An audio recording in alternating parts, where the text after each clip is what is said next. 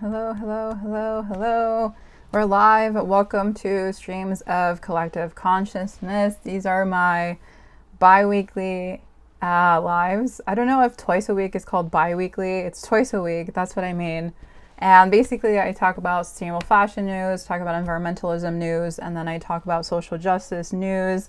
So I'm super excited to host this one Tuesday at 4 p.m. Central Time until like 6 p.m. Central Time. I'm only on here for 2 hours, and it's just like super curated, content. I go through my Canva deck over here. If you ever want to like access it, it's in my description, so you don't have to listen to the entire live stream. You can always like skip through. It's in the Canva deck, again, down in the description. But yeah, it's a super structured live stream. I usually start at 4, but I've changed it now to it used to be at 6, now I changed it to 4. So this is technically wrong. Don't pay attention to these. These are all wrong. Oh my gosh. I'm starting a new era of live streaming. So I used to live stream later, but it was not working with my energy level. I'm such a mass introverted person. So when it was like 6 p.m., I just wanted to like lay in bed. But yeah, it's going to be every Tuesday and Friday. So there's that. And then if you guys ever want to submit something for me to talk about, you can always fill out the submission form. It's in my link as well, or it's in the link is in the description, but let me check the audio right now.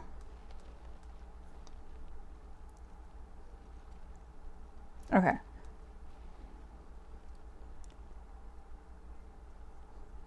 Okay, the audio is good. I don't know why my voice sounds so deep with this mic. I swear my voice is not this deep. Anyways, but this is a little bit about me. If you ever want to stalk me, you can read this later. It's just a little, rundown of who I am. And then if you ever want to join the Slack channel, if you ever want to write for my blog, I have a blog about ethical fashion. You can always do that, super flexible. And if you want to be part of like the Substack newsletter that's coming out monthly, you can always join that. All the links will be in the description. Always, I have an eBay if you ever want to support that. But yeah, I don't really have much personal news in terms of like myself. I'm fortunate to do this earlier because I don't have a lot of like work hours to be responsible for. I don't have a lot of job things weighing me down, so I treat this as my like passion project and like dream job, you can say. But yeah, let's get started with news. Hi Faye, nice to see you again in the live stream. I've missed you.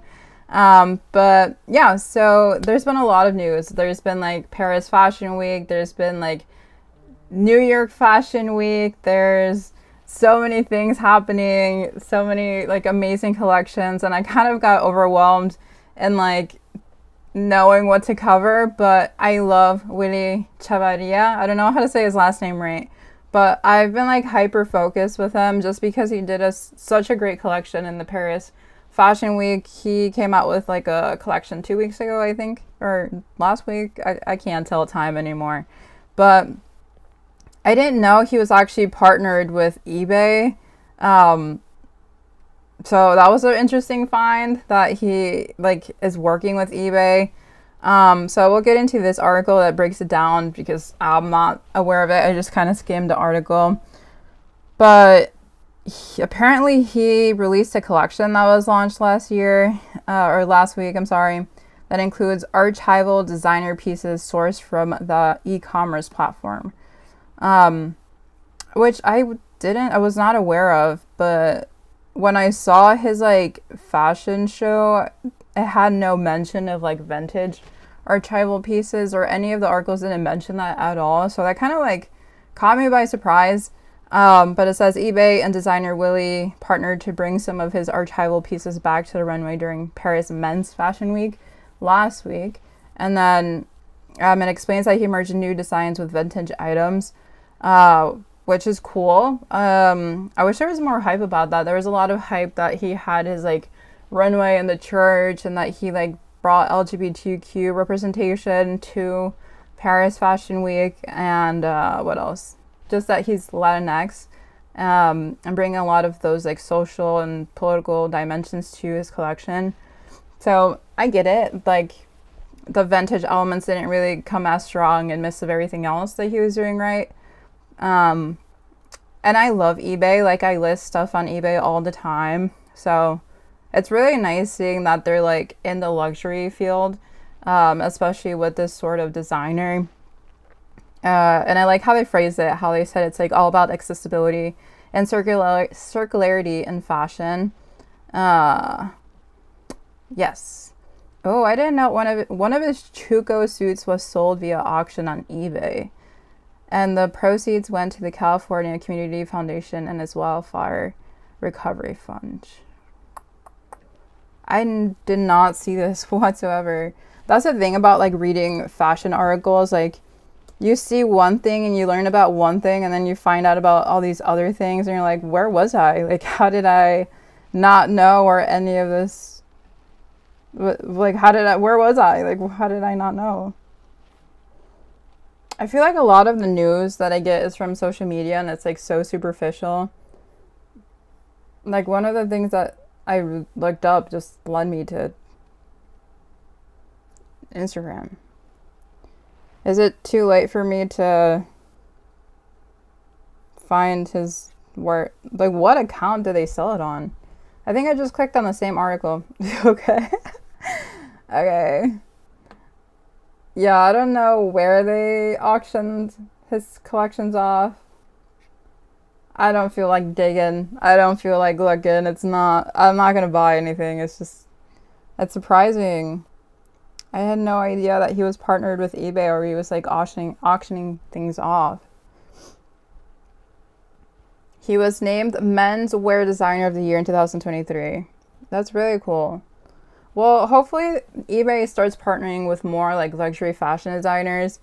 I really love this like quote unquote trend. I wonder what incentivized eBay to partner with Willie to have like his collection pieces featured in or on eBay and to be auctioned. But you know, a win is a win. A win is a win. I'm not gonna question it. I should though, but there's like so much news to get into. It's been a hectic week. So there's actually a lot of like contention or news around how a lot of New York designers are leaving for Paris. And Willie was one of them who went to Paris Fashion Week, funny enough. So the article actually starts by saying, in New York, losing Fashion Week talent can feel like a blow, but what if it's actually for the greater good? I don't know if you guys have heard about this or if you've experienced the loss of New York Fashion Week somehow. I've never been in New York Fashion Week. I've been seeing it. It looks hype, but I like the street style more than like the runway shows. Maybe it's because I feel like the runway shows are elitist and just like fundamentally perpetuating overconsumption by like just creating more and more stuff for us to like consume. But that's just me. That's just me. I'm a little bit biased, but yeah, I wonder why everyone's going to to Paris Fashion Week versus New York Fashion Week. So this article actually explains that Willie left for Paris, showcasing his menswear schedule in January and skipping the autumn-winter 2025 shows at New York Fashion Week. When they spoke, it became evident that the move was a combination of clear-headed, well-earned ambition and business pragmatism. That's a big word. Okay. He wants to expand his wholesale base. His wholesale base going to Paris Fashion Week? You would think it's like the opposite. You would think wholesale would be like in New York, right? But that's interesting. It's also like a whole different market, right? Like here it's obviously like American, you know, consumers, and then Paris it's like, you know, French consumers. So I wonder what the appeal is for like Mexican archival pieces, especially in France, because I thought he was Mexican American, and like his like collection was all about like rejecting traditional norms and like going against the grain in terms of like gender and religion and all these things. So I feel like it would resonate with like Chicanos, especially people like me who was raised in America. But going to France and having all this like subtle political aspects to it, I don't think French people would understand as much as me, because they don't have that personal experience. They can't have empathy, but like it's like a different sort of understanding. So that's interesting that he skipped out on New York Fashion Week and thought there was more business in Paris Fashion Week. But he does come from like a fast fashion background. He's worked with major fast fashion brands. So I think it's just like him wanting to expand his reach. Oh yeah, exactly what I said. Designers like Chavarria should not just be allowed to branch out, but should be encouraged. And New York Fashion Week does not need to suffer because designers have global aspirations, commercial or else. Yeah. He does have the backing of eBay, but I'm always wondering, like, what is the limit even for luxury fashion designers? Like, when is it enough for them? Like, when is success for them? Because if you've been a trained fast fashion designer, your success is like how much collections you can sell very fast and very quickly and at lightning speed. So if you have that sort of training, but you become a luxury fashion designer, but have the support of eBay, who's a secondhand market, like how do you scale, or how do you like become successful in a way if there's so much like things already in circulation? Maybe he just doesn't care about sustainable fashion. I just don't know who he is, but it's very interesting how eBay backed him, even though he has like global aspirations. Maybe he wants to help expand eBay to Paris. Maybe, who knows? There's always a lot of questions I like to ask about where a designer is coming from and like how they think about their collections, what their goals are, because I feel like fast fashion designers don't really do this at all. They're not like setting limits for themselves. They're not really like reflecting how is this going to impact everyone in the broader picture. I think they're just worried about profit and like creating the collections just to create them. So I wonder what the deeper meaning is of like, let's say this piece or this piece, like moving from one country to another can say a lot about like their aspirations. But all we see at the surface level is like the pieces, you know, like I just don't know, like, and no one talks about the deeper meaning. You just kind of focus on the aesthetics. And I am starting off on a dark note, but it's like, I just want to ask, like, why did you do this and how did you do this and like, what's your intentions? But most designers are kind of inaccessible in a lot of different ways. We just see like what they create and then they kind of like disappear in the void. But one of the good things that I saw was Teen Vogue actually made a really cool statement saying that they're taking a pledge to address fast fashion. So they said, first, provide the last stop, a monthly service series about preserving clothing, jewelry, accessories, and creating a community around fashion and style. This was released 1 day ago. Let me check the audio real quick, just because I'm paranoid about it.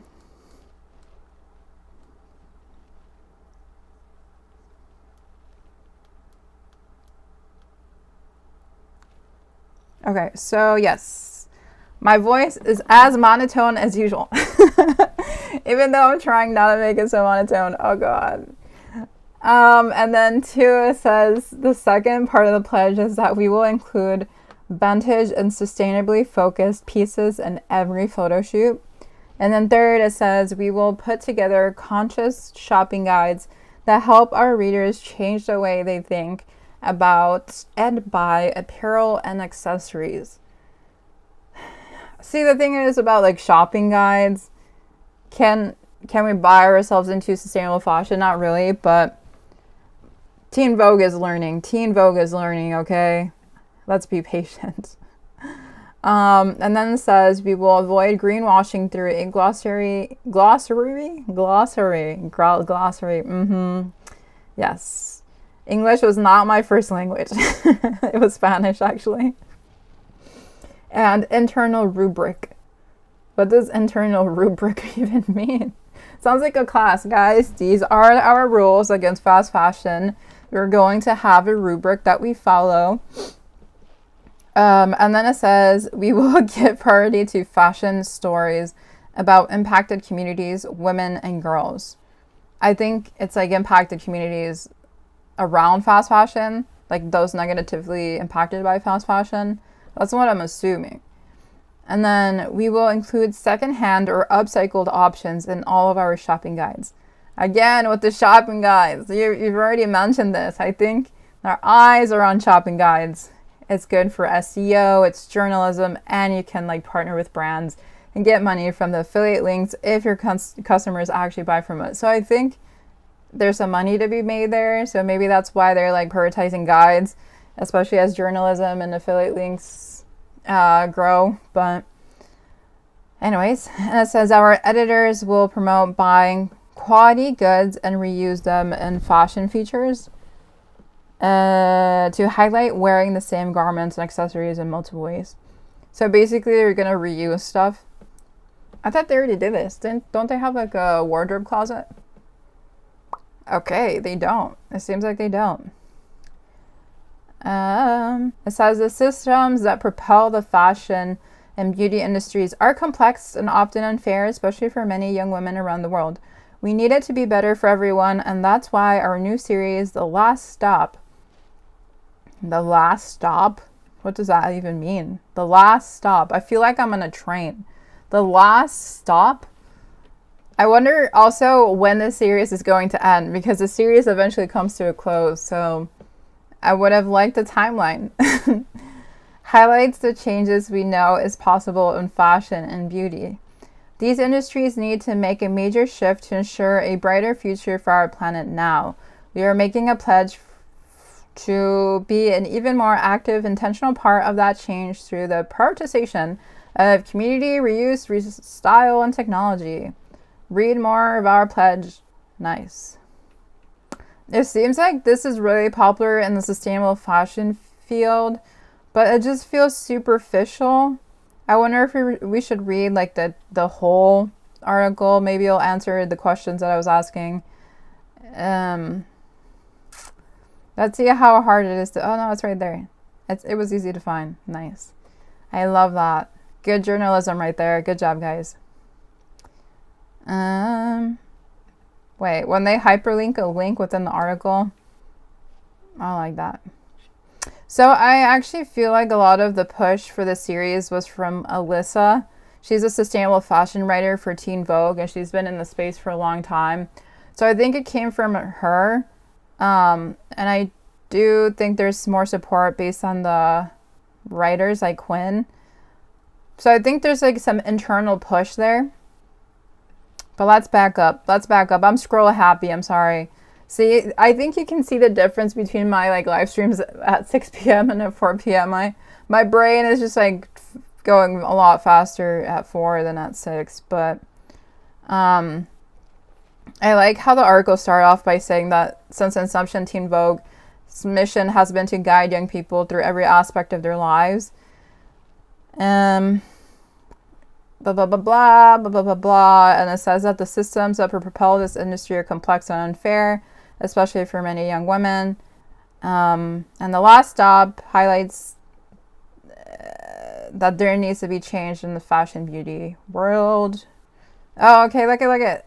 We named this package. Why is it a package? The series is a package now.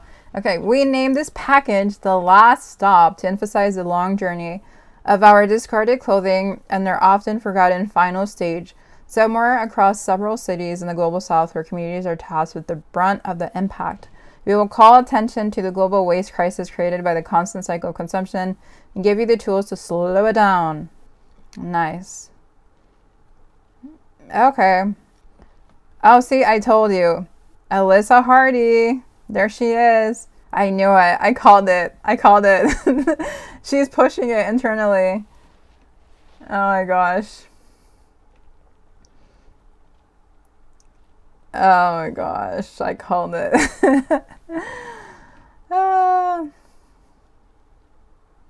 Okay, so that was a cool piece of news. Hopefully we have more, cool articles and like journalism and content come out from Teen Vogue about sustainable fashion. It's a good start. I love how Alyssa's pushing internally and creating this series.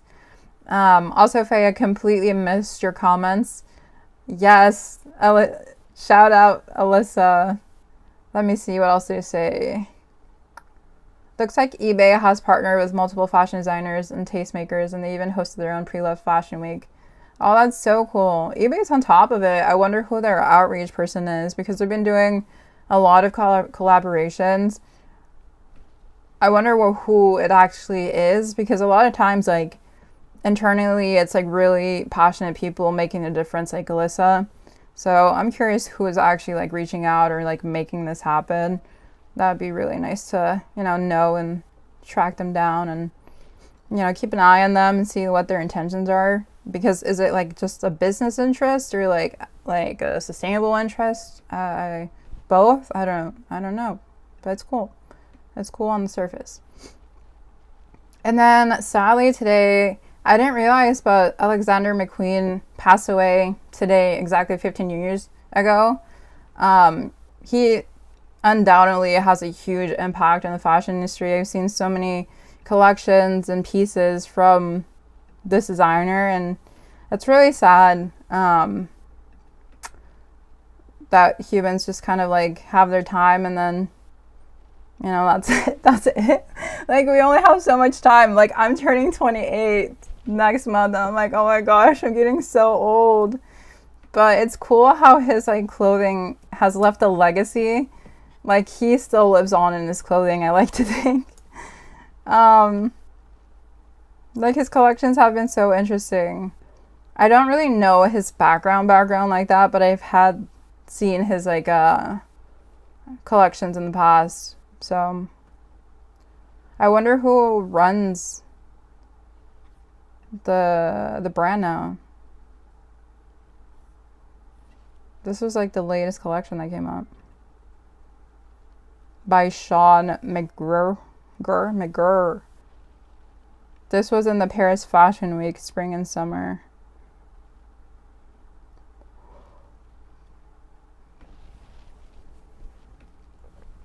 I'm not going to put the audio on just because I always get in trouble with the copyright. But he still lives on. His brand still lives on. I do need to do more research. Like, I always have these like mainstream fashion designer names, but I have no clue who this man is, what the vibe is. I just kind of accept it like just like a thing. But I don't know. I don't know what they stood for. Oh my god, what? These ads, man. No. Oh, I love the sunglasses. Those are so cool. Is that a brush? Okay.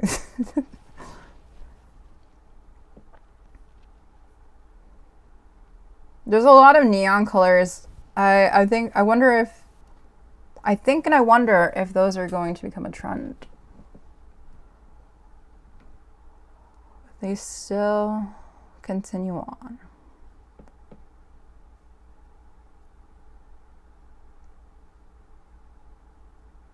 I like the sunglasses. Those are cool.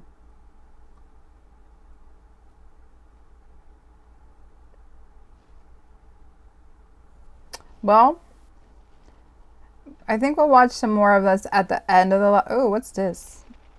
I just changed my mind. Maybe we'll just stay here. Wait, what is this? What are those shoes?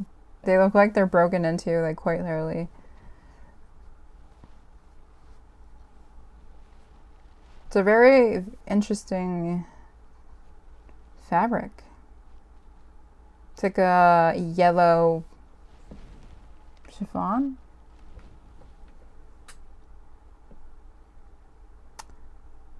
Nice. Okay. I like the makeup. That's very interesting. Where I think we're gonna move on, sadly.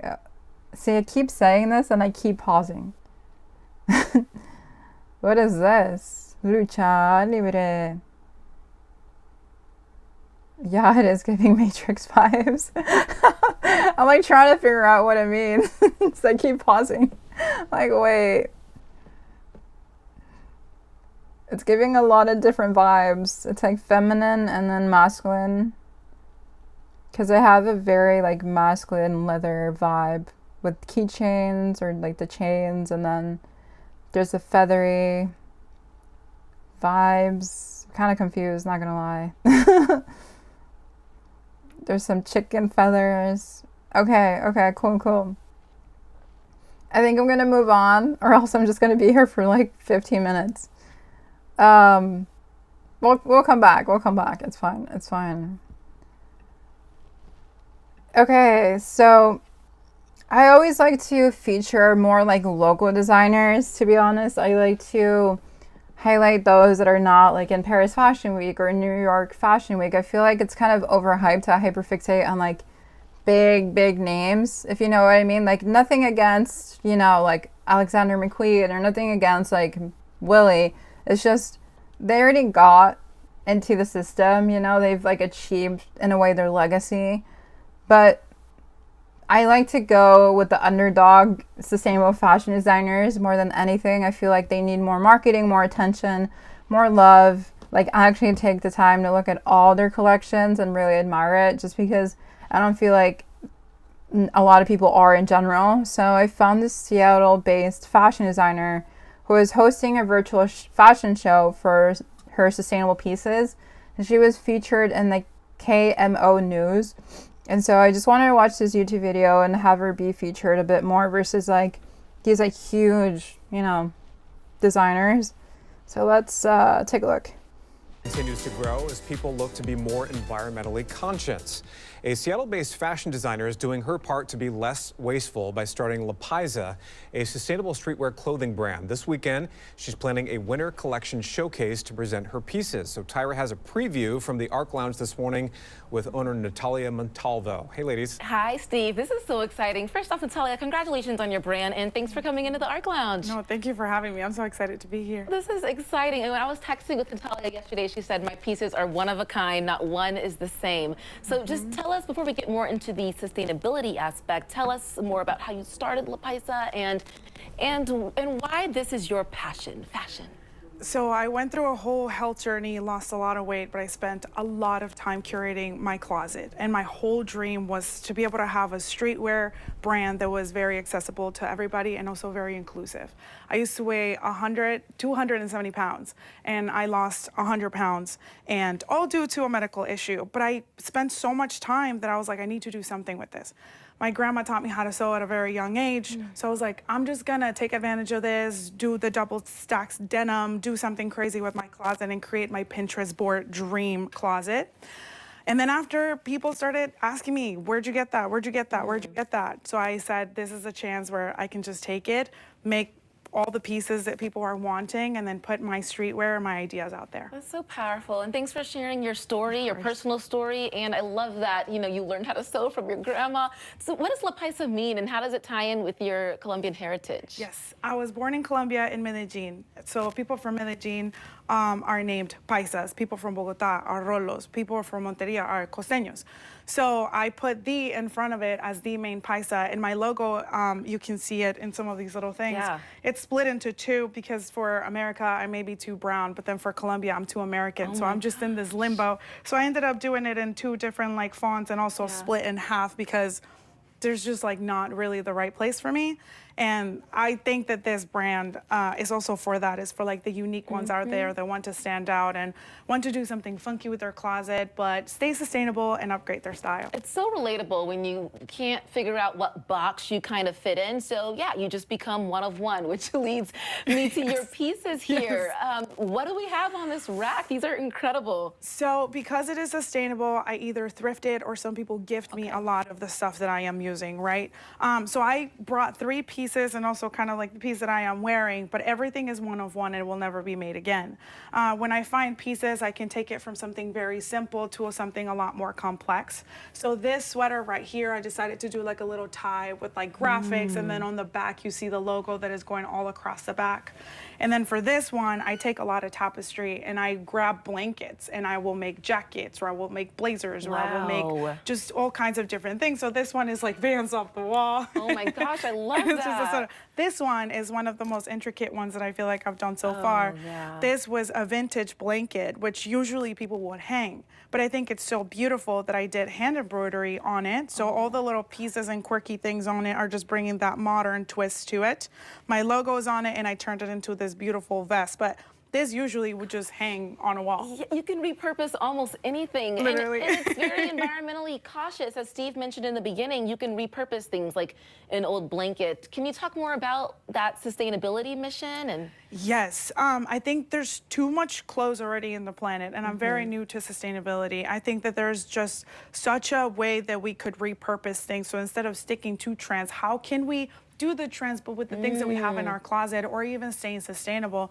We can turn a sweater that maybe the sleeves have a couple stains into a vest. We can turn a blanket into a sweater. We can turn 5 blazers that nobody else wants into a full-on trench coat. So there's so much that you can do with different pieces. the trench coat is fabulous. Can we get a close-up shot so you can all see? It's like jacket on jacket on jacket. Yes, I got them actually the same day, and I put them all over the ground at the thrift store, and I color graded the whole thing, and then I put it all together. So these are all functioning trench coats, and the first half of it I turned into crop blazers. So then they were all usable, and I didn't waste anything. Mind blown, mind blown. All right, tell us about the showcase and this virtual live streaming winter collection show you're having on Friday. Yes, so usually the fashion shows that are all happening in Seattle are in person. But the biggest problem online is being able to shop online and how accessible it is. So I want to meet my customer online and let them know that there's options for sustainable clothing. It will be streamed on YouTube. You can find it on our website at lapaisaclothing.com. The online catalog is there for all the sponsors that are going to be part of it. And it's going to be probably like 3 to 3.5 hours long. Oh my. Because it's going to be done in capsule wardrobe. I will show the same piece in different body types, different heights, so then you know how to style it, and you don't have just one way of doing it, but you can style one piece several different times. So yes, it's going to be on YouTube. This is such a brilliant idea, and that graphic was just on your screen. The winter collection showcase is Friday, January 31st. Congratulations to you on your brand, and I am just so inspired, but also impressed by your creativity. This is fabulous. Thank you, thank you. It's going to be really fun, and I hope that everybody joins. Yeah, I hope so too. Steve, how about that? Did you see that coat? I want that coat really bad. He wants the coat. He's like, I want it. I want it too. Fantastic. We have to fight for it because there's only one. Can we share? If she even gives it to us, Oh, we that's can true. That's share. true. Mind blown. You can borrow it for a job bunch well of done. That's awesome stuff. Thank you. Thank you, guys. Still ahead, from a new travel trend to the comedian coming to Seattle.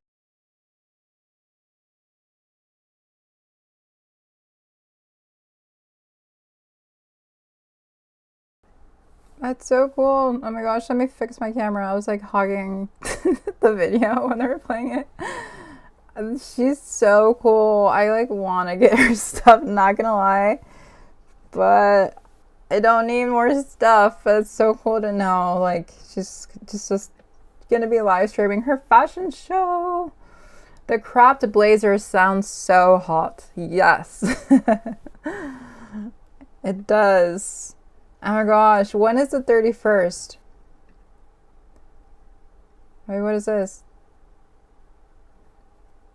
Wait, did it happen already? I'm confused. What is this? Oh wait, did it happen already? What is this? Oh, that's so cool. Was this an old video? Wait, what? Oh, okay. So the live stream was January 31st. Okay, so it already happened. So this is it. Oh, I love this.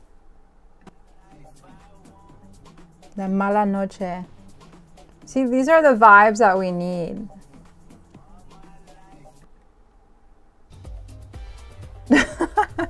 I was like, wait a minute, what is happening? It did happen already. Oh, this is so cool.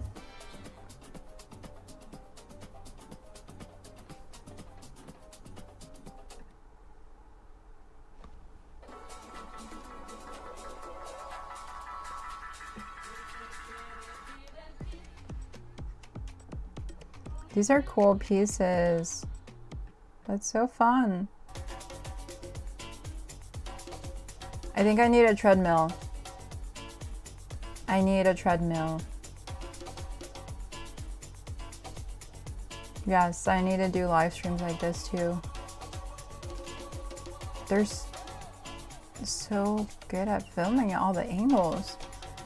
Wow.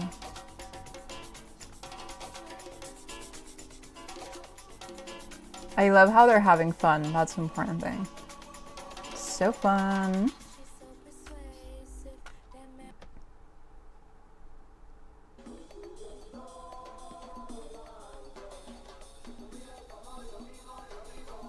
Does she have pants on?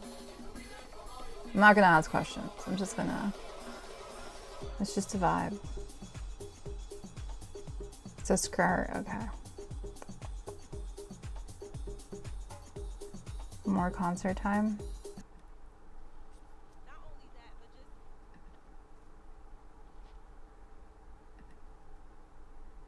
What is this?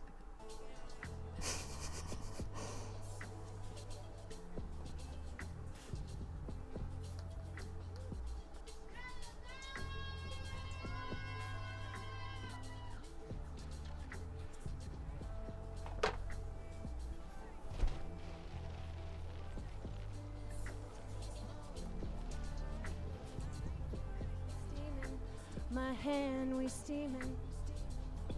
You gas me up, go boom boom, baby, let's be freaks. Take I love the fun and creativity vibes to sustainable fashion. That's definitely a win. This is her Instagram. It's LAPAISA. La Paisa.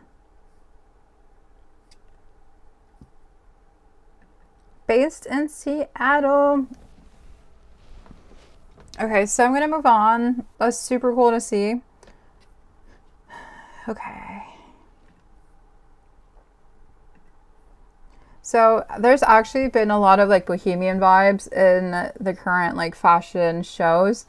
And this article called blah, blah, Breaking Down the Boho Trend at Brown, ISABEL MARANT, Cultural Appropriation and the Ethics of Fashion, was written by Cassandra on her campus. And I think it's a really important thing to explore, especially as we have more and more and more like boho vibes. And I think it's going to become a trend really soon, and it's going to enter like fast fashion, you know, brands and collections. So it says that remember the leather fringe and the crochet frills of mid 2010, it's back. Boho chic has once again made its way to center stage on the runways, onto the front covers of Vogue, and trickled down into the niche fashion world on TikTok. At Brown, it seems like every other student is wearing flowy maxi skirts, brown suede, Western inspired boots, and sheer lace. Oh no, I used to live in Montana. Is Montana going to be everywhere again? Oh gosh. It seems like ISABEL MARANT is also really bringing it back. This is not fun. It's worse than I thought. I had heard of it, but I didn't know it was like that mainstream already in college campuses. It says the boho aesthetic took center stage at the Paris Fashion Weeks. Runways were filled with flowy silhouettes, earthly tones, and artisanal texture. Oh gosh, I'm worried. Fashion critic Hunter Schurz noted in Vogue that the resurgence of boho is more minimalistic this time around, which reflects the desire for uncomplication, familiarity, and nostalgia. This shift speaks to a broader movement in fashion towards wearable, timeless pieces that balance self-expression with everyday ease. Perhaps the shift is an economic consequence of lower disposable income, or an inclination towards simplicity in an otherwise politically and socially hectic world. Can bohemian fashion have the power to do this?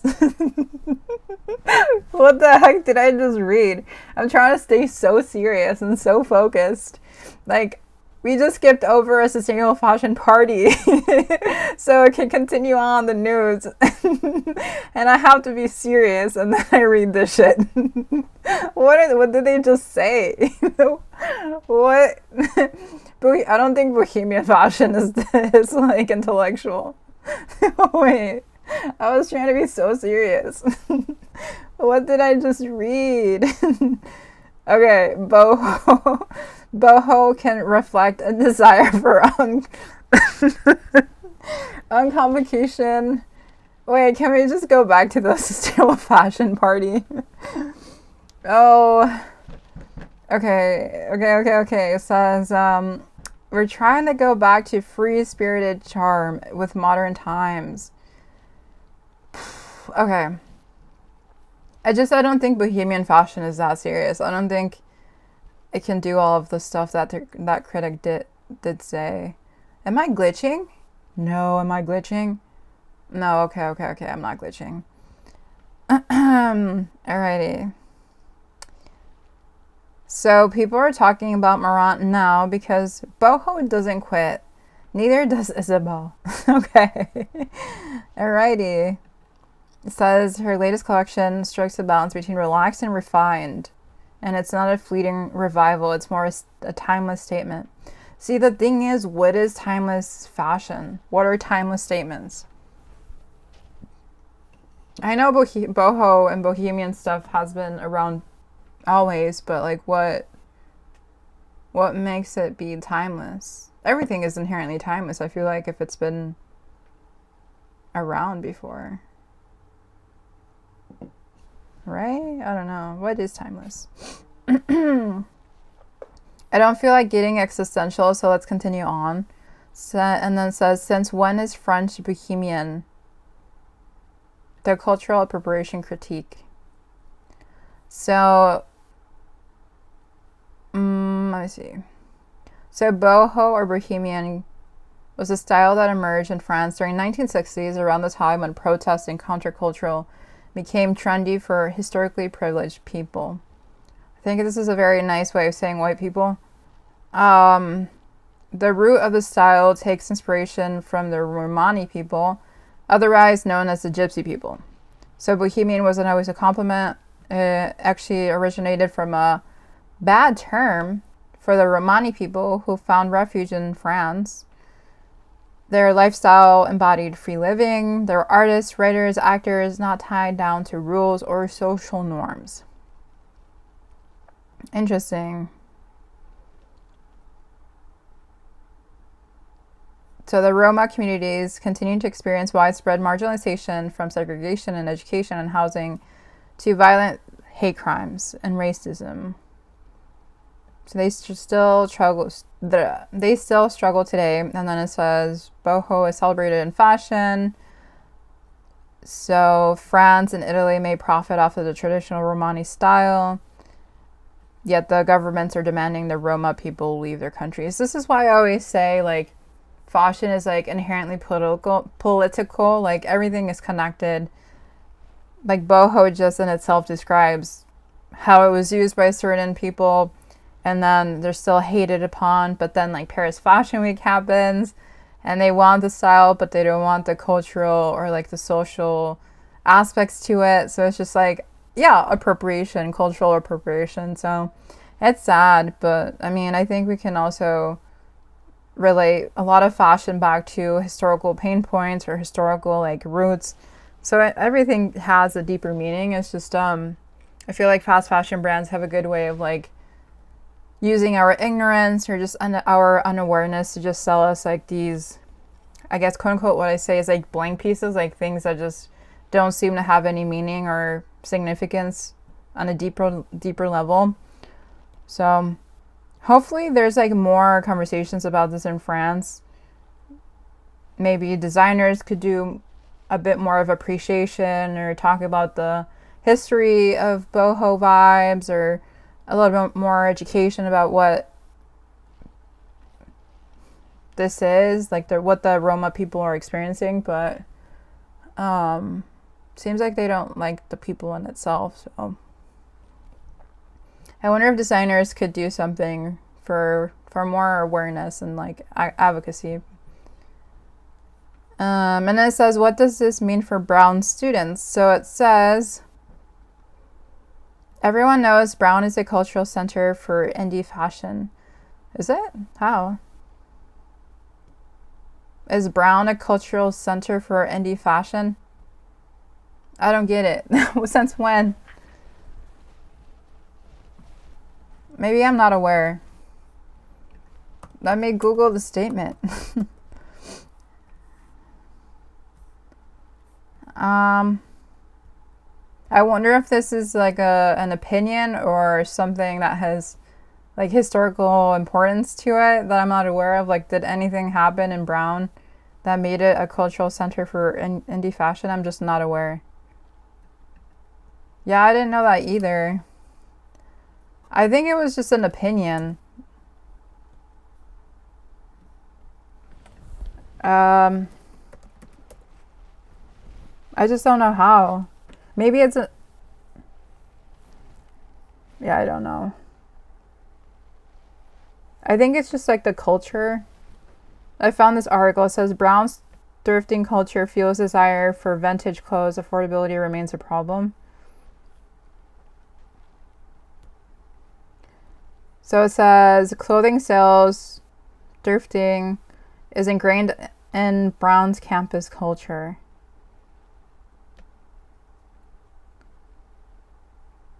Maybe that's what she's talking about?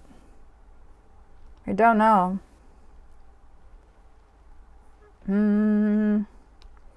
Blah, blah, blah, blah, blah, blah, blah, blah. I'm scroll happy, blah, blah, blah.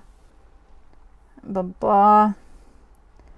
It doesn't mention anything in this article, so I'll just make a mental note of that and move on. But I think we can always thrift boho vibes and then just like learn about more of its history as a way to not appropriate from this upcoming trend, because I do think it's going to come really fast for spring and summer. So I will also pin that in my brain. But for now, I'm going to sadly move on and try not to culturally appropriate boho trends. Yes. I mean, no. Okay, so shopper slams Carhartt after noticing concerning detail on clothing tag. And it's written by The Cool Down. I like how it starts off by saying they're cheaping out. You know this article is going to be good when it says they're cheaping out. So on Reddit, oh gosh, it's going to be good. Reddit, oh my gosh, it's such a contentious place. On Reddit, user, wait, so one Reddit user was unhappy about the decline in quality of one of their favorite clothing brands. Oh, this is going to be good. Okay. Hopefully my monotone voice can bring this article to justice. I need to like make the drama interesting, okay? Okay. So these are both... I'm not a dramatic person, so I can't, okay? These are both the heavyweight Rain Defender sweatshirt they said of a picture posted to Carhartt subreddit. There's a Carhartt subreddit? I can't even say this brand's name. Carhartt subreddit comparing the tags between two pieces they own. The right one I've had for 2 years, and the one on the left I got today. They're cheaping out. My voice is literally leaving. I literally can't do this. They're cheaping out and using more polyester and increasing prices. It's sad to see. Let me see. Oh, whoa. So they are using more polyester. This one says 55% cotton and then 45% polyester, versus the older one has 75% cotton and then 25% polyester. And then the hood lining has 60% cotton and 40% polyester, and then the older one has 100% cotton. Dang, they are using more polyester. That's crazy. Yeah. Polyester is cheaper to produce. It depends on oil production, and it doesn't decompose gracefully. And then processing cotton has its own environmental costs, but it decomposes much more naturally. On top of that, I cannot talk. On top of that, cotton doesn't shed microplastics.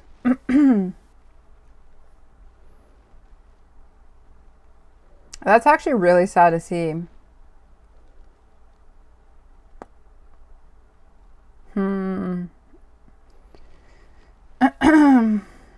So this comment, I think, sums it up.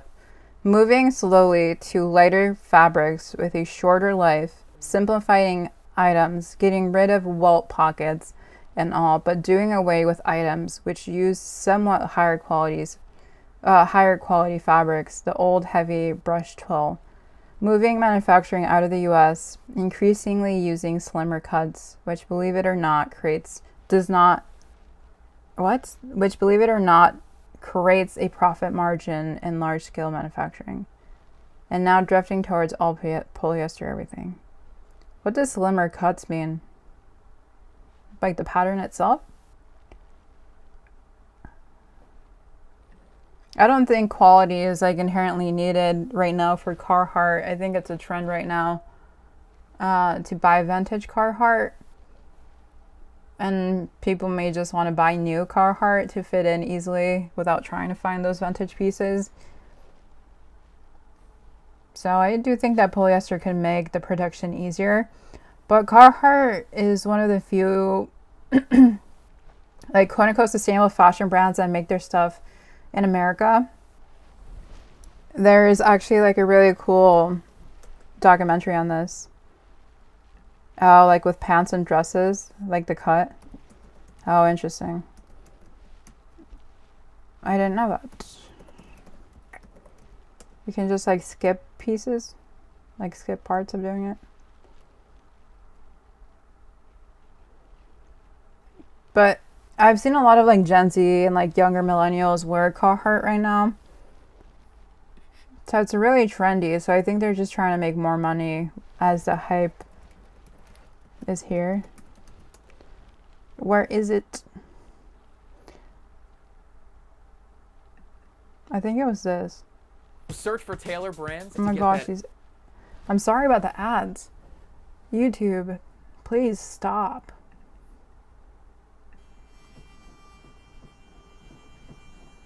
A lot of times it's hard to find something made in America anymore. There's a lot of companies that was here for years and years, and all of a sudden they gone.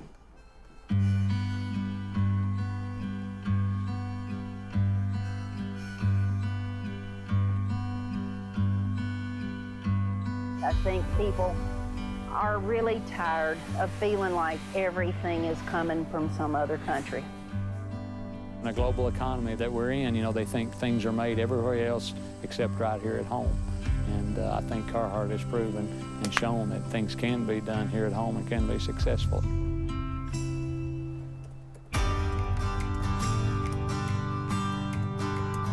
We have made products in the USA for as long as I've been at Carhartt. We did go offshore and make garments, but we've continued to make products in the USA. Somebody that makes a comment, there's nothing made in the United States anymore, then you say, I can tell you there is.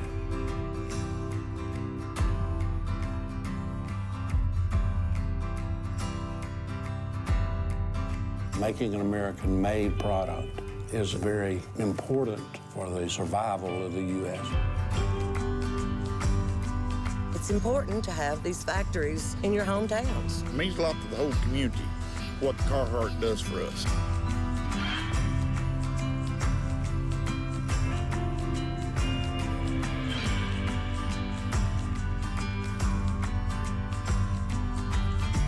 Being an American company, we should make some American products. And in doing that, we're giving the people a choice to buy a product made by people in America.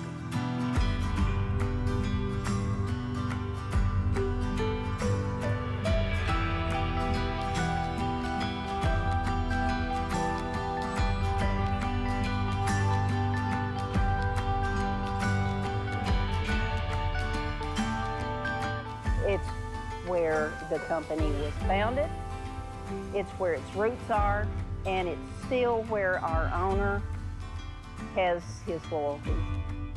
It's really a part of the culture, and it's part of the DNA of not only the the product, but really the company. That's where we came from.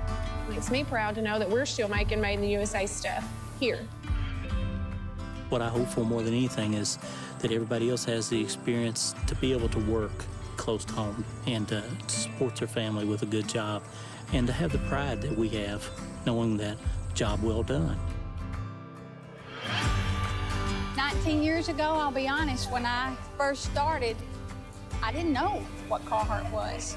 Now that I've worked with them, wherever I go, I look to see what's hanging on the racks. And if I see a jacket, one of the first things that I do to see if it's made here, and then I'll look in the pocket to see who made it. I'm just proud to say I'm part of Carhartt family. I really am.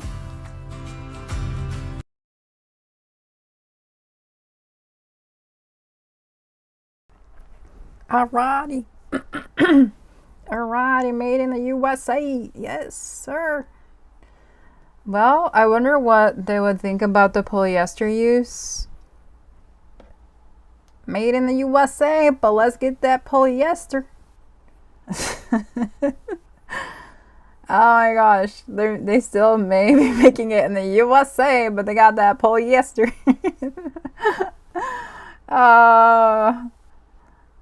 Okay. Well, no more puffy jackets for y'all. Oh my gosh, that sucks. I feel like they're just wanting to profit off of the trend right now, to be honest. There's so much Gen Z, so many millennials buying these, and like everyone buys these. They're like a work jacket or workwear. I've seen it in a lot of different generations, but it's a trend right now, so okay, skipping corners once again. Carhartt, get your shit together. Stop using polyesters. I don't want microplastics in my ocean. I didn't sign up for this. And then it ends up in the fish. And when I eat the fish, I'm eating your plastic. Not a nice moment. I don't like it. It's not the vibes. Please stop. Get the memo.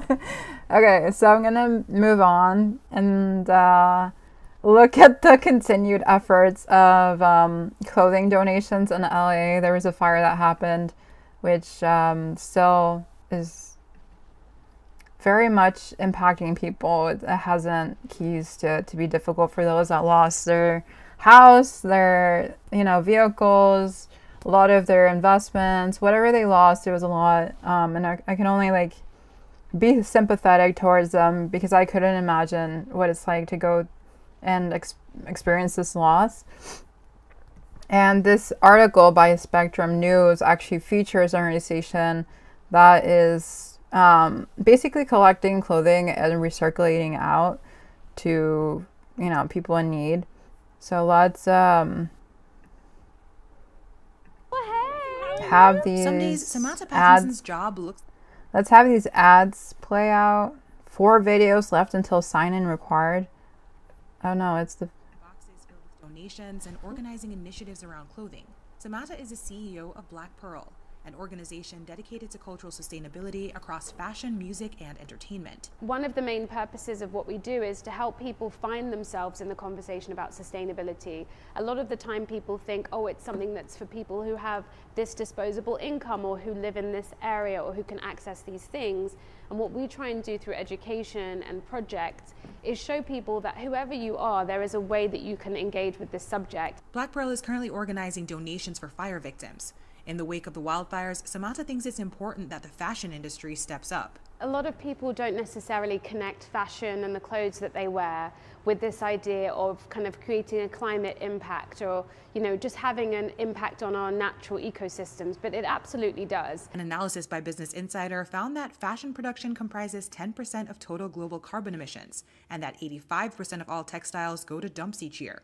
So while they collected pre-loved donations from local residents, they also turned the focus on the fashion producers themselves. The estimate is between 5 to 10 billion excess items of inventory were kind of produced in 2023 alone.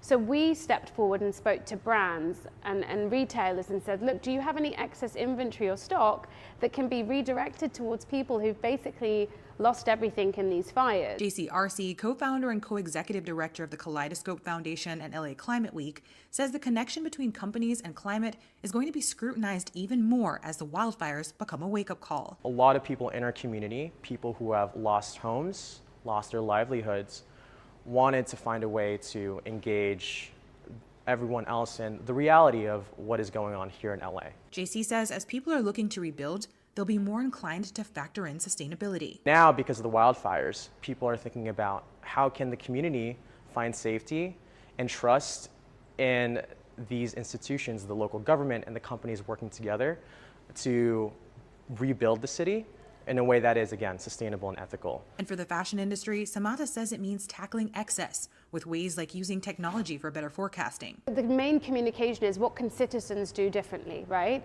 And as much as that's part of the conversation, I feel like the bigger conversation is how do we embed a responsible production model into how we're producing our clothes? Bringing fashion into the conversation about the fires.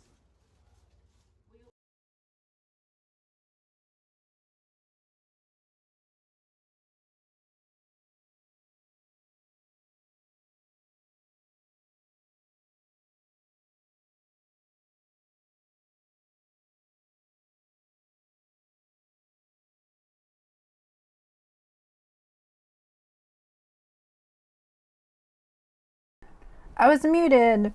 Okay, so her name is Samata Pattison, the CEO of Black Pearl, a organization dedicated to cultural sustainability across fashion, music, and entertainment. I will look them up. I really want to learn more. I don't think this is the website, is it? Yes. Yes. Do they have an Instagram? Oh, that's LinkedIn. Nope, nope.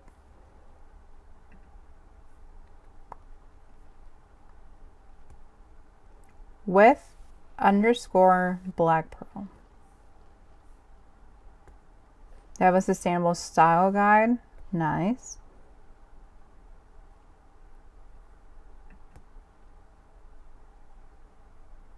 With the model, it's linear. We take and we make and we waste. We're trying to move towards a circular economy where when someone's done with something, there's another home for it immediately.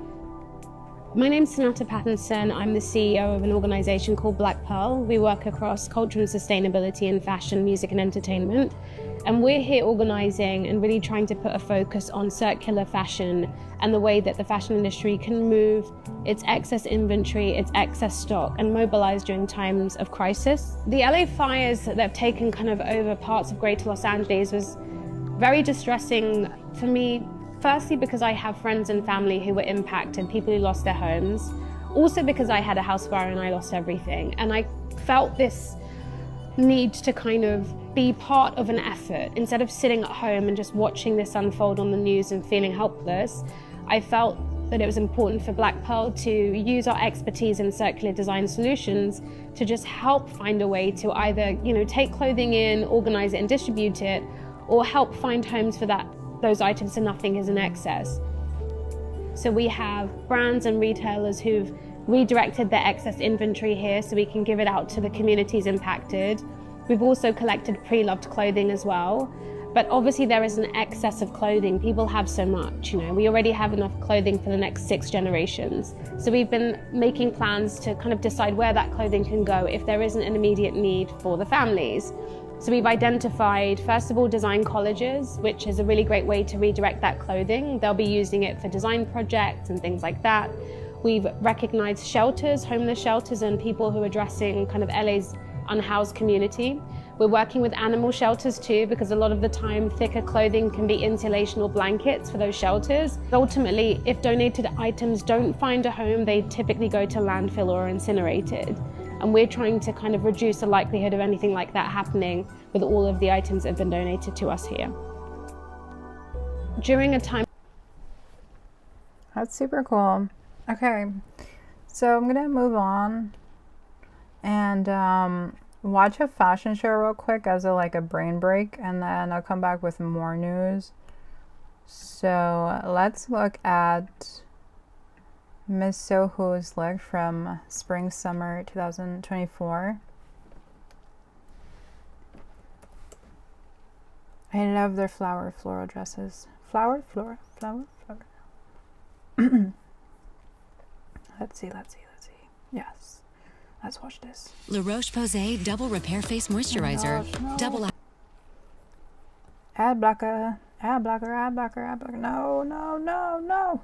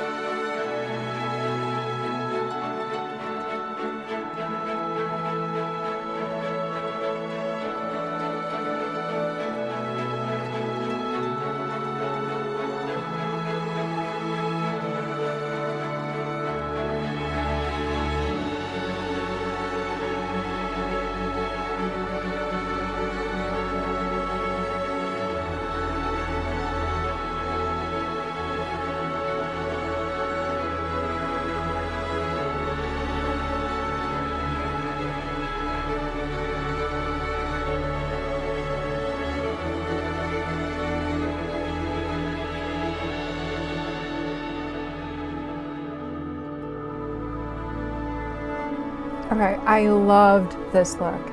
Guys, wait a minute. I love this look. I saw it on social media everywhere, and I was just completely obsessed. Like, what is this? This is a beauty. This is so beautiful.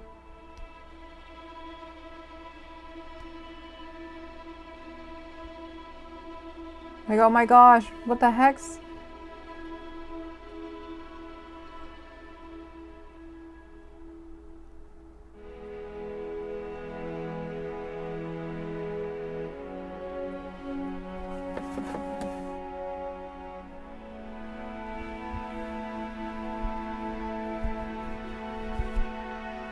I love this fantasy vibe, to be honest. It's giving like fantasy princess. And this is like a villain vibe of look. It almost gives like bed sheets, but I kind of love it. I don't know what this is. These are my reactions. I've not seen the collection. It's giving like a black peacock with crystals. Yes, queen. I would wear this to Walmart. You know, if I love something, I'll wear it to Walmart. If I find it fascinating, I'll wear it to Costco. It's simple. Is this Walmart or Costco? I think it's giving. It's giving. I don't know what it's giving, but it's giving something. There's a lot of colors. This one looks like a gray ladybug. Something happened to her. I don't know what happened to her, but she's given ladybug vibes. It's a very interesting take in a corset, for sure. For sure, Z's. This one is like a burlesque nature gypsy goddess with Asian influence in there. Some spice in there. Oh, the skirt looks like it would be hard to sit in. Very critical fashion commentary right now. This one looks like a quinceañera dress. It's a dress that Latinas wear on their like 15th birthday when they become females. No! No, YouTube, I was not hating. Stop. I'm being nice. I'll be nice. Oh gosh. I'll be nice. I swear. Okay, I'll be nice. I'll be nice. I'll play nice. This one. I feel like one wrong move and the sleeves are gonna go down. Knowing me, I don't trust it. It looks like they'll stay in place though. That's for sure. Alright, so this one, Costco. I would go to Costco with this. It looks like a bed sheet. Maybe she's just sleepy.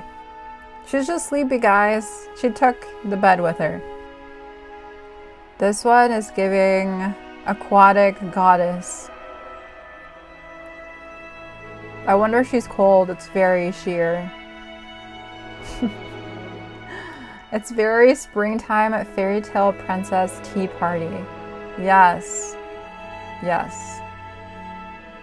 I feel like this is the collection I would make. This is the collection I would make for my little self.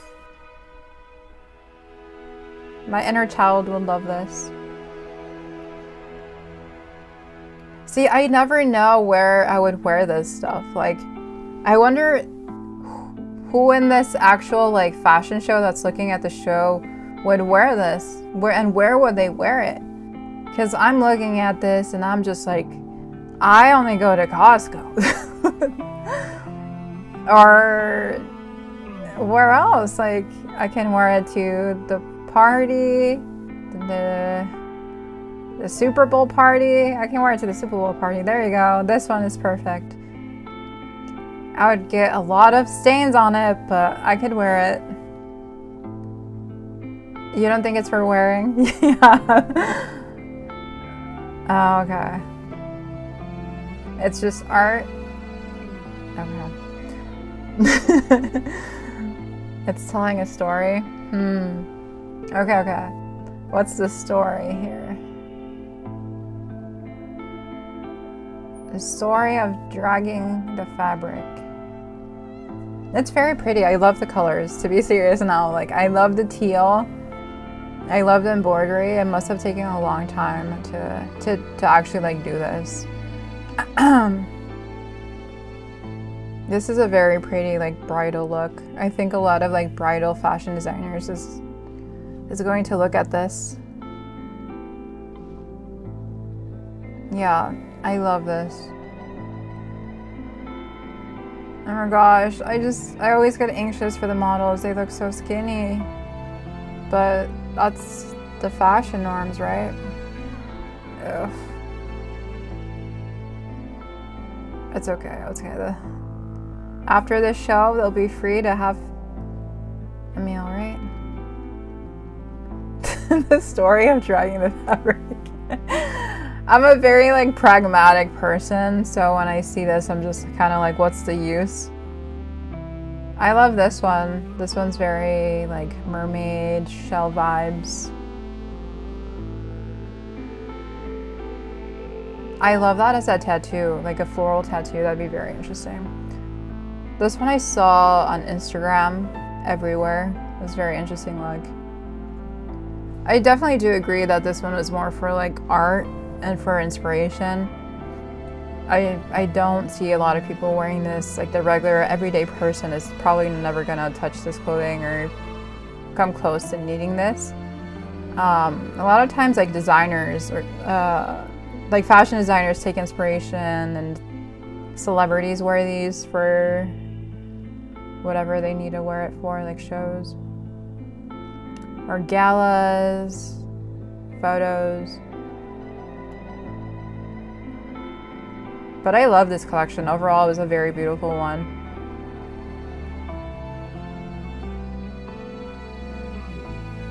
The orchard one was your favorite, Faye? Nice. It's a very pretty collection.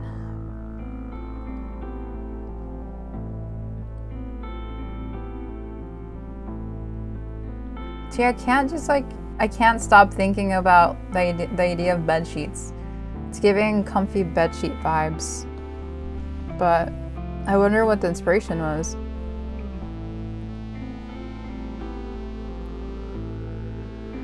This one was beautiful. Very regal, very beautiful.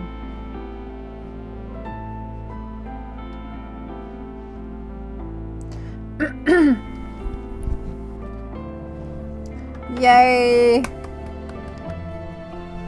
Luxury fashion, here we come.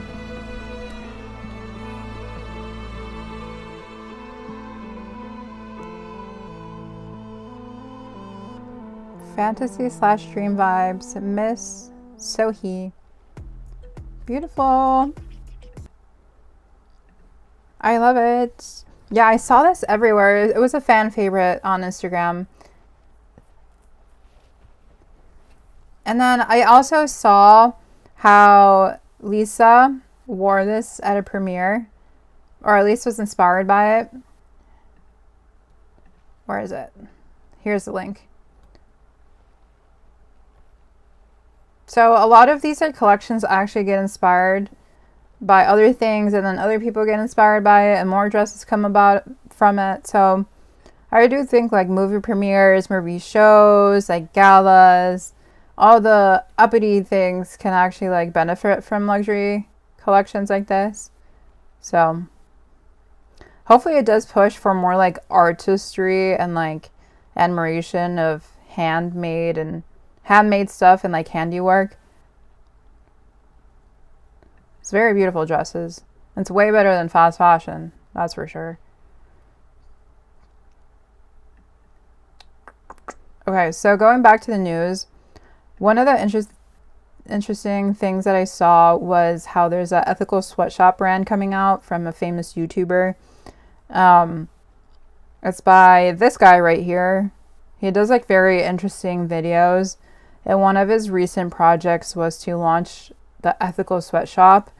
And I mean, he's doing it as a joke, like he doesn't actually mean it, but he's a British filmmaker, he's a writer, he's on social media a lot. He does like social media commentary. And one thing that he has been focusing on is the issues in fast fashion. And yeah, it's innovative that he's come up with this like what they can describe as like a prank performance art piece called Ethical Sweatshop. I'll show you the video that I saw about it. Here's this. Hi, God, my name it? is Uber, and I'm the founder and CEO of new fashion brand Ethical Sweatshop. It's supposed to be like funny, but serious. It's an open secret that exploitation is rife in the fashion world. Yet fashion houses distance themselves from it, deny it, and then act shocked when they discover that it's a part of their supply chain. At Ethical Sweatshop, we take a different approach. We lean in. We have created the first fully legal child sweatshop in Britain in over a century. By employing kids as licensed performers in a theatrical piece about sweatshop labours and then selling the clothes that they manufacture within that piece, we are able to welcome children back into the workforce. Our brand explores the idea of sweatshop labour, not as a hidden mechanism but as an aesthetic unto itself. Our young workforce is involved in every part of the process, from design to manufacturing and shipping, and we ensure that they don't get paid for any of it. For us, sustainability doesn't just mean eco-conscious materials, it means sustainable profit margins. We are committed to radical transparency, from how we market ourselves to who we employ. Ethical Sweatshop is more than clothing. It's a conversation. We are proud to say, our clothes are created by kids.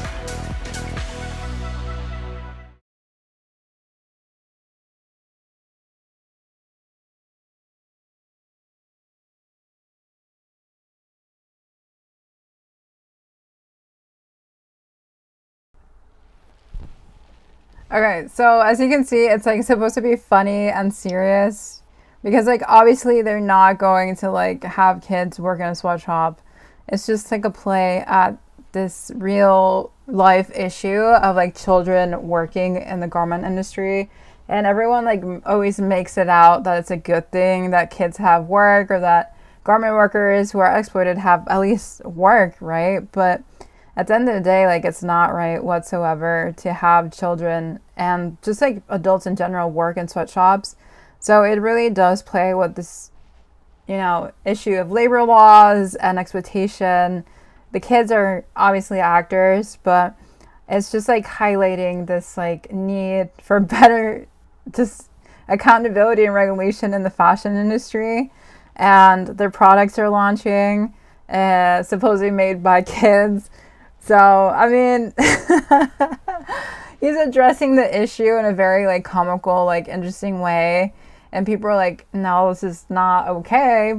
And then they're like, why are you doing this? Like, what's the root cause of it? Because I always assume that people know the issues in the fashion industry. And then I'm reminded that people are just like largely ignorant. I mean, people don't want to be ignorant, but they're not aware.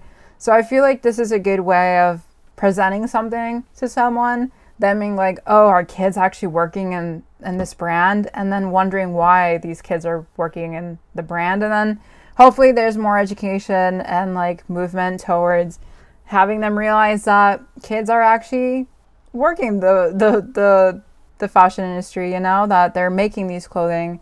Maybe it's not in London per se, but maybe it's like in Bangladesh. So again, it's like an interesting take. It's an interesting angle for sure. I don't really think that I don't really think that they think that a sweatshop is like ethical. Like there is no thing as like an ethical sweatshop. So yeah, like everything's a play. Like everything is just picking at how we excuse sweatshops as like a good thing, but they're not. Like they're not a good thing whatsoever. I wonder if there's going to be a YouTube video made for this. That'd be a great video. I just came across the Instagram account for them, but I haven't seen like an actual YouTube video on this. But let's say.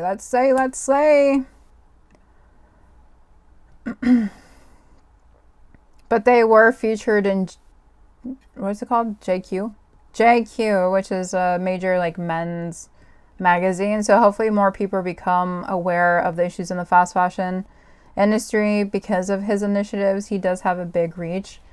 Oh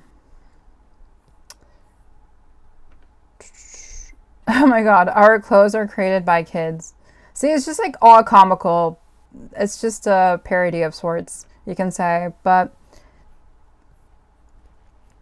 it's a good joke, you know? Like sometimes you have to like confront very harsh truths with a little bit of fun and comedy and creative angles so people can listen. Yeah. I wonder if they're actually selling these. It says, holy smokes, X Ethical Sweatshop, initial run 250. 7 days ago it was posted. See, the thing is, like on a serious note, I actually wish how I wish I knew how it was made. Like, I know they're joking, but like, how did you actually end up making this collection if you're gonna sell them? That's the thing. They don't say. So we're back at square one, even with a parody fast fashion brand that wants to raise awareness. So we move towards sustainable fashion. They're still selling shit, and they're not telling us still how it's made. So it's like even more ironic and funny. I don't know if I'm making sense. Y'all am I making sense? Oh my gosh. I guess don't sell shit and not tell us, even though it's a joke. Even if this is all a joke. Tell us the truth here. But yeah, I'm just hopeful with his reach and influence, he can bring more awareness of like the fast fashion industry. So yeah, he's pretty big person or influencer. Okay, so that was just an interesting little news bit. But going into it further, I have seen initiatives by different groups to put brands together to join like sustainable fashion committees. So it's blocking me right now, it's gatekeeping me right now, but basically Diesel joined like a sustainable committee, and more brands are joining sustainable committees. And I'm just always wondering what does this even mean? Again, I was like blocked from reading this because of the paywall, but I wonder if I can look it up on YouTube, or I mean Yahoo. It's usually on Yahoo. Blah blah. Oh, okay. It says Diesel joins King Charles Fashion Task Force. See, like, what does that even mean? Fashion Task Force? All I do is ask questions. People don't like it, but it's fine because you learn the truth through it. King Charles. Charles. Okay, is this? I'm telling you, there's so much random fashion groups. Okay, found it. Diesel joins Fashion Task Force. It's committing to accelerate to a more sustainable future. Yay! Okay. Woof. Amazing. It operates as an industry subgroup of Sustainable Markets Initiative. Okay, cool. What is it?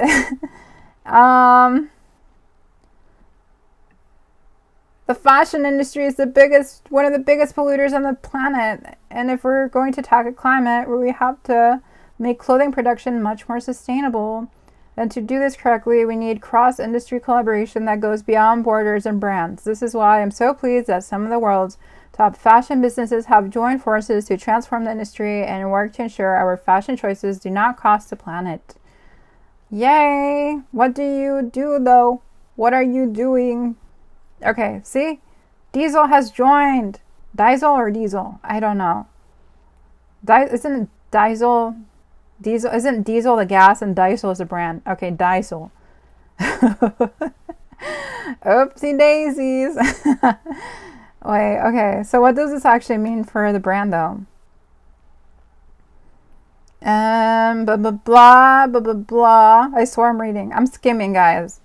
I'm skimming here. Shoot. Get to the point. What are they doing? So they're excited to come on board. Nice. Renzo Rosso, chairman of OTB and OTB Group and the founder of the brand, says sustainability must become a state of mind for the entire fashion industry. And the Fashion Task Force, with the support of His Majesty King Charles and the leadership of Federico, represents a further step towards this goal. What are they actually doing though? They're going to deliver results in line with SMI's Terra Carta principles and to support the task force in accelerating the sustainability transition. Okay, what is the SMI Terra Carta principles? I'm going to Google this and then move on because they're taking me down a rabbit hole. Okay, more links. The Terra Carta for nature, planet, and people. I read that wrong, but I still got the words right. Alrighty. So these are all the things they need to go by. Help transition towards a sustainable future. Address climate, biodiversity, and health crises. See, the thing is, it's 18 pages worth of information. Guys, break it down for me. So it's basically a guiding mandate that they have to follow. It's a roadmap towards inspiring, inclusive, equitable, and prosperous and a sustainable future. Well, that's the beginning of something. I feel like it's better than nothing. I'm honestly not going to read this. It looks very, very exciting to read. I am not being sarcastic whatsoever. I believe there's a bunch of good stuff in there. But I'll leave it to you to read it. Basically, the brand will need to follow Terra Carta and the mandate under the king. Nice. Nice. Okay, well, that's exciting. Oh, okay, and then I saw this article. It says, you're not imagining it. So many cool, sustainable fashion lines are coming out of California right now. California, what are you doing? So the article basically explains that there's just a lot of sustainable fashion brands coming out from like LA. I'm kind of curious why. Maybe it's just because there's more money there or what, but it says, interestingly enough, many people are turning their attention to reformation. And then there's like a bunch of like concept stores. There's like style conscious styling. There's like wellness influencers in California. There's a lot of different brands. Christy Dawn, La Causa, Redone. So if you're ever interested in like going to like a sustainable fashion city, if you want to call it that, Northern Illinois, or no, Northern Illinois. I'm from Illinois. Northern California says, I feel like I'm going to throw up reading all these brands. My body's just like, bro, what the heck? I don't really believe it. Is California actually like the hub of sustainable fashion in the United States? I think maybe there's just like more health conscious, more like appearance conscious people. Maybe. But it's really good to see that there's change and like energy towards like sustainable fashion in certain places, that it's becoming known for it. I really wish that Chicago becomes that. I'm near Chicago, and I've been seeing more like slow fashion, sustainable fashion initiatives, more like small groups, more clothing swaps, more vintage markets. So hopefully California like adopts more like clothing swap initiatives, adopts more of like local, I would say like grassroots initiatives that are not like so like brand oriented. Like, I don't really think we need collections to practice sustainable fashion, but we do need to make money somehow, obviously. But yeah, Los Angeles can be an example for the rest of us, especially as they have like a garment industry. They're not all paid minimum wage. Like a couple years ago, they were paid by the piece they made. And then they recently changed that with a law that forced brands to pay their garment workers minimum wage versus like the piece rate that they used to be paid. And they couldn't even make like minimum wage because they couldn't like sew enough pieces in a day to make minimum wage. But yeah, hopefully LA starts to grow more as a sustainable fashion brand or a sustainable fashion city. But yeah, there was also a law passed in California where textile collections need to be done. So That's good. That's good. Faye says, well, there is Forever 21 in LA, and they donate all their prototypes to nearby secondhand shops, and they have the textile industry. I used to live in a textile warehouse, and the conditions are absolutely awful. Oh my gosh. Well then. I've never really returned things to fast fashion brands. I wonder where they end up. But that's good that they like donate their prototypes to like nearby secondhand shops. That's really cool of them. And then they have a textile district. Yeah, they have a textile district, yes. The garment industry, yes. Which is really nice to see. Hopefully it becomes a little bit more equitable in the future, just because I haven't been paying our garment workers, you know, even minimum wage. I wonder what it's like to live in a warehouse. Is it cold? Like, is there like proper studios, or what's the layout looking like? It was hot. Oh, if I can only imagine. Yeah, warehouses are not famous for having windows, that's for sure. That's tough. I'm sorry that happened. Gosh. And I bet the rent was like so expensive as well. You'll have to pay so much money for our torture. Oh my god. Okay, so moving on. So, as we have all heard, inflations, tariffs, and Donald Trump is keywords that we just keep hearing. Honestly, it's been raising the price of everything. Famously, it's been like eggs, right? But now it's like raising the price of Shein and Temu products, and I'm just like, now we no longer have our $5 Shein shirts. What will we ever do? But yeah, it's also been difficult for Shein to like ship stuff through the mail system. So maybe we can help fast fashion in some ways, but it's just going to make it more expensive. And a lot of fashion brands are worried. Basically, this article just kind of runs down the fact that things are going to rise in cost. It's more difficult to, you know, import and export. And the fashion industry will change because of the tariffs. We'll see how exactly certain brands will be affected, but Shein and Temu have especially faced a lot of setbacks. But I think like H&M, all these other smaller brands are really taking the hit right now, and maybe trying to see how to be more strategic with selling things. So yeah, I'm a proponent for Made in the USA, which is something that Donald Trump said he supports, and that's why he's doing the tariffs. But his tariff initiatives are very vague.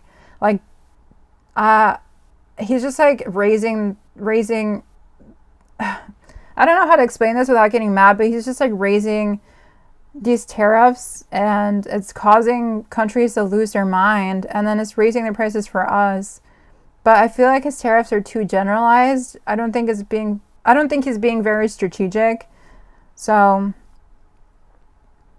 I feel bad for Canada and Mexico. They're trying to make concessions, they're trying to work with him, but it seems like nothing's really clicking for Trump. I think he just wants everything to be made in the USA and to stop globalization in a lot of different ways. But we benefit the most from globalization. Like, we are the ones that are profiting off of capitalism. So the tariffs could end up working against us. You know, it just makes it harder for other countries to participate in our own game. So yeah, hopefully there's more Made in the USA clothing, but there's a lot we have to do to make that happen. And I think the tariffs are just gonna make us buy more expensive clothing, basically, because brands are just gonna have to hike up their prices to compensate for the tariffs that they're paying. And then going back to what Faye was saying, textile warehouse living conditions are so hot. I would have hated to work there during the day, and then my friend converted a space into residential spots, so it had water, but it had huge windows actually, but the sun just beat in. Oh, so they had windows. Oh, interesting. I didn't expect that. I've heard a lot of like warehouses don't have windows and people feel like they're trapped in prisons.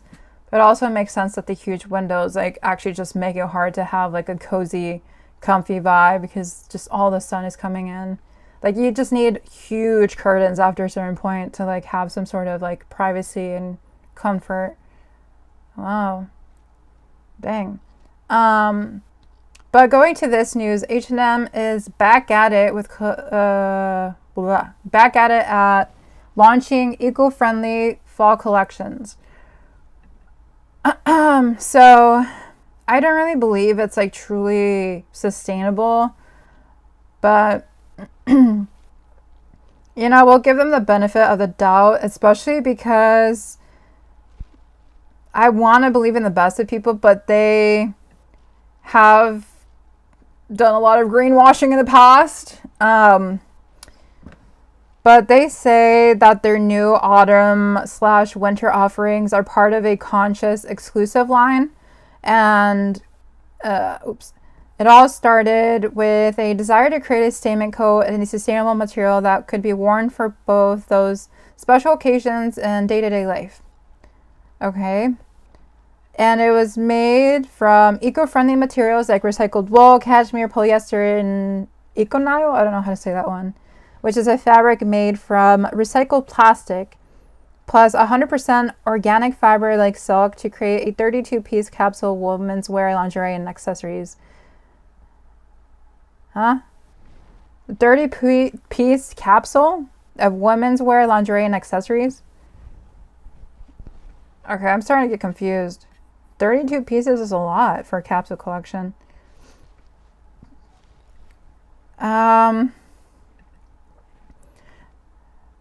I've noticed that my talking is slurring more. I think I'm processing what the stuff is. I feel like I've been slurring my words a lot in this live stream. I don't know why. I think it's just I'm overwhelmed with everything that's happening in the fashion industry right now. And then I keep seeing these sort of collections, and I know I'm going to talk about it, and I know I'm going to have to explain it, and it just pisses me off. And I want to be optimistic, but like, how am I going to be happy when you got like these brands just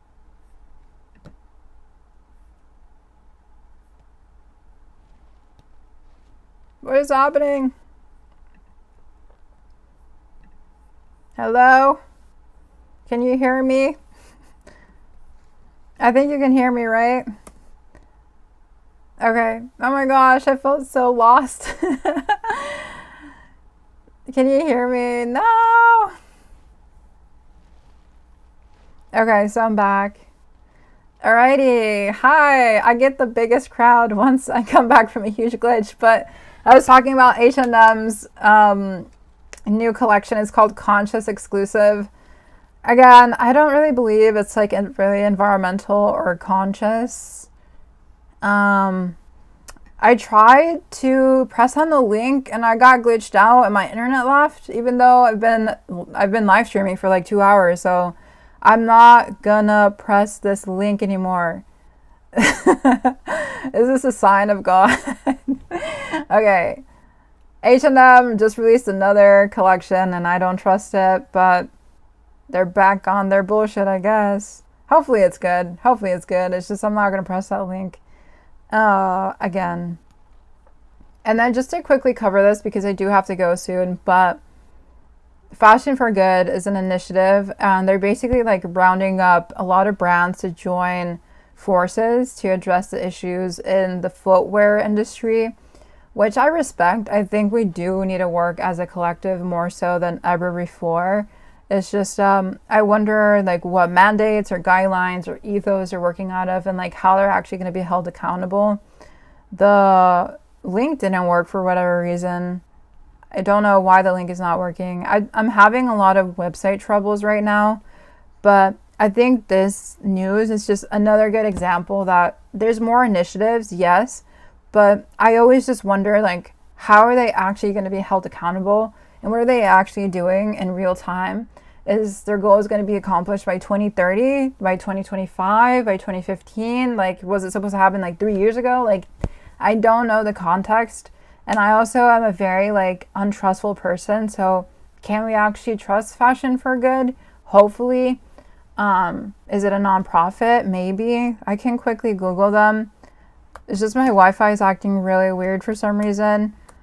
Every time I click a link, it's not working anymore. But based on this, it says it's a fashion ecosystem to transform the, what was it? The fashion ecosystem to build a regenerative industry.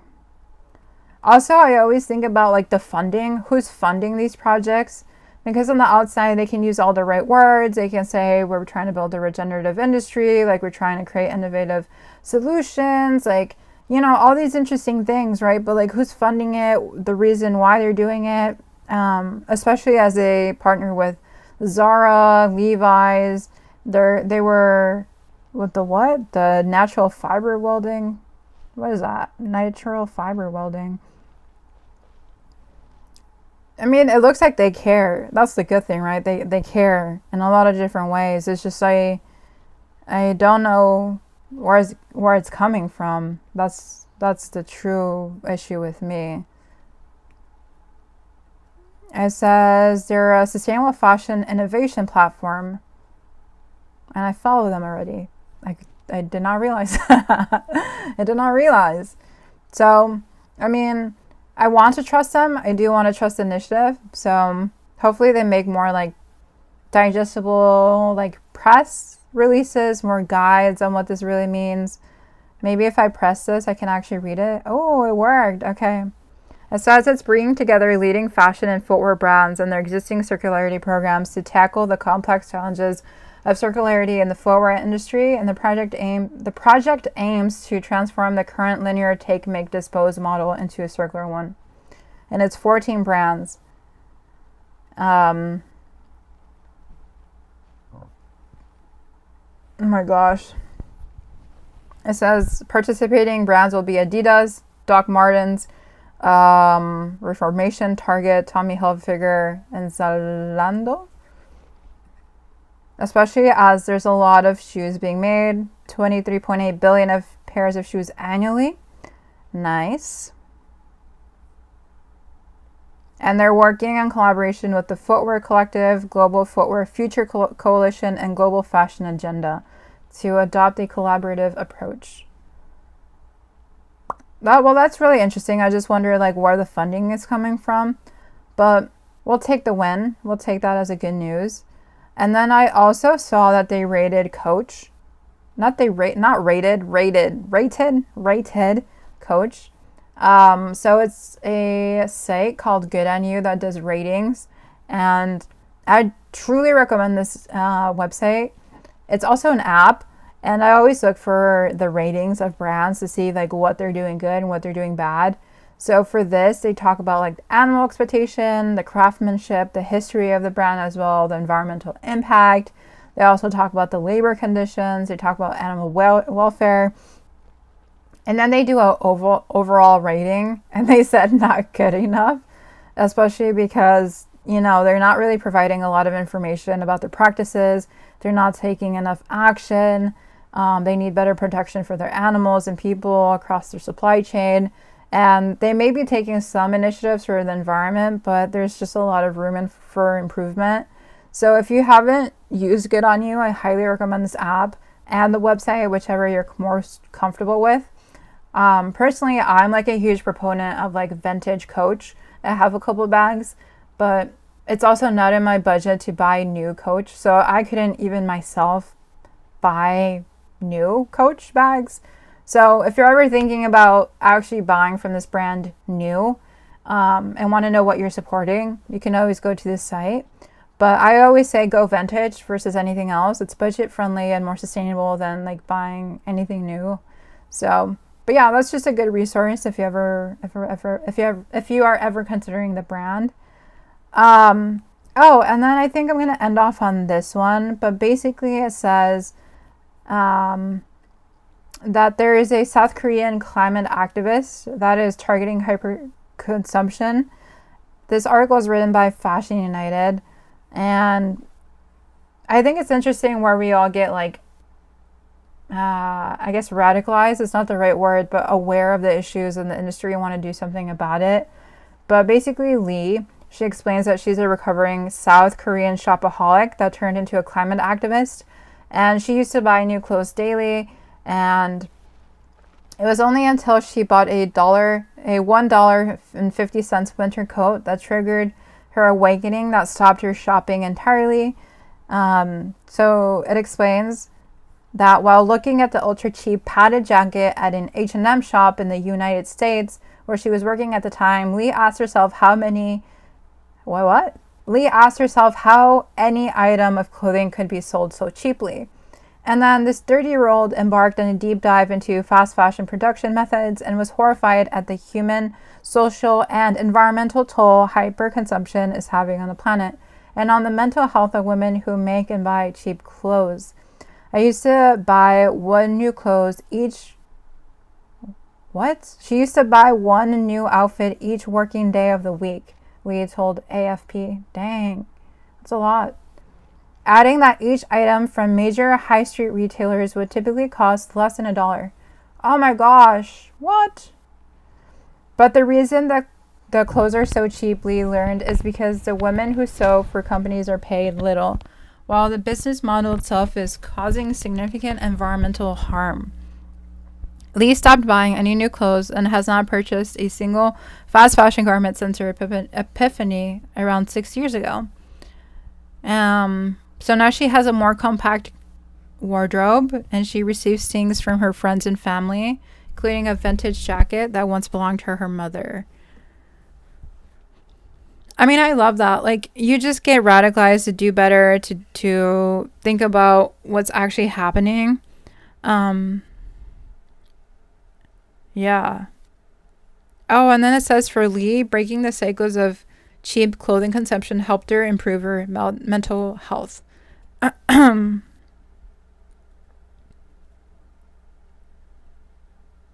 and then it says, learning about Bangladesh's 2013 Rana Plaza tragedy, which is like one of the worst industrial disasters in the fashion industry that killed more than 1,000 people, was a turning point. So now she's asking people to donate, to buy vintage, to keep clothing out of the landfills. But the article explains that in South Korea, many still avoid used garments. There's like a lot of stigma in a lot of different places. And then it explains that South Korea is the 5th largest exporter of used clothing in the world. And activists say many garments are essentially dumped in developing countries which lack the capacity to process them. Yeah. I mean, it's really sad. There's just like a lot of overconsumption. And there's still a lot of stigma in buying and using secondhand. But I think we can progress towards better change and change the culture like we did here in the United States, because there used to be a stigma as well. And then just to round out, like really quickly, Reformation is basically coming out with like a sustainable cashmere collection. I don't know how sustainable it actually is. I don't want to do too much research on it, but if you're interested in like delving into it and then sending me some information, you can always send it over to me on Instagram. But they say it's like sustainable cashmere cardigans.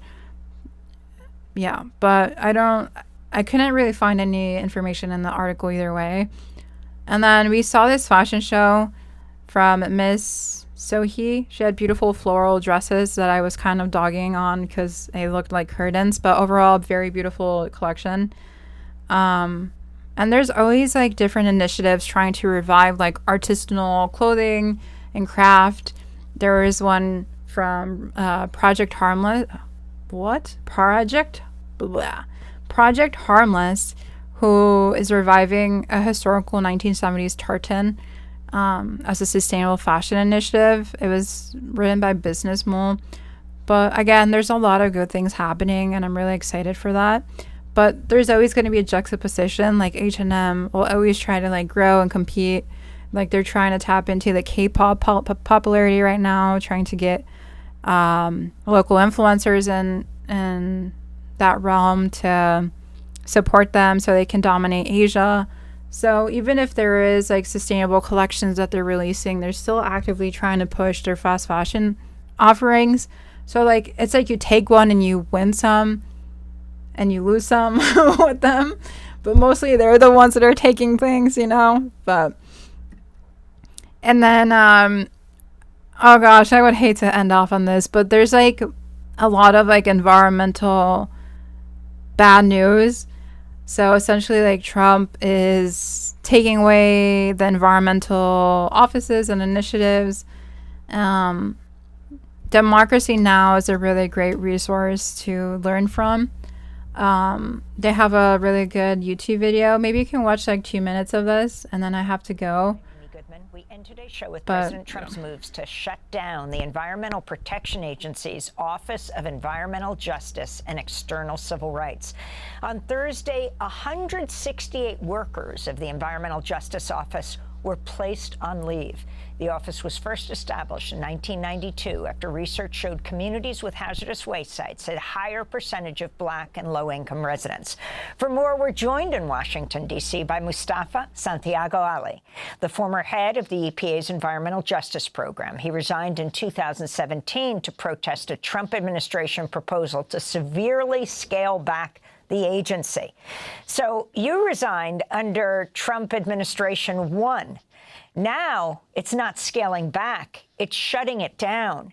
Can you talk first about what environmental justice is and what it will mean? Yeah.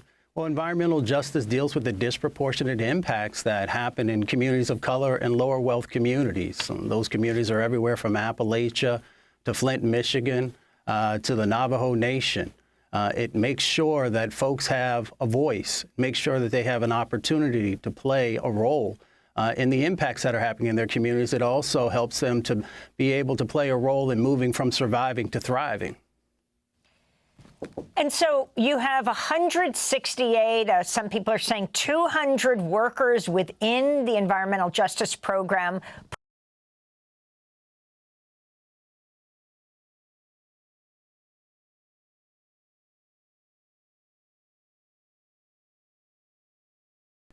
Okay, found the button. I'm unmuted. Okay, so I'm gonna head on off. I know we didn't watch the full video, but hopefully you enjoy the stream. I think this topic is very important, especially for me as I live in a frontline community and BIPOC. Like, I come from Mexican Americans and I live next to a highway, next to factory pollution, all this stuff. So this is a very bad moment for us to be in, and I deeply care for my planet and for my community and for everyone, honestly, who's suffering under environmental racism. And I do think the planet should be conserved for everyone and our generations to come. So thank you so much for tuning in, guys. There was a lot happening this week. I was a bit overwhelmed with this live stream. Thank you for listening and listening to my weird jokes and slurred words and stuff. But yeah, a special shout out for Faye for being so attentive and interactive. I really appreciate you. You really make this a nice experience. So thank you again for watching, and stay safe out there. Hopefully you find some joy, some time to be with friends and family, and to just continue on and living a good and prosperous life. Very wholesome goodbye, but appreciate y'all, and stay safe out there. See ya. See ya, see ya, see ya, see ya.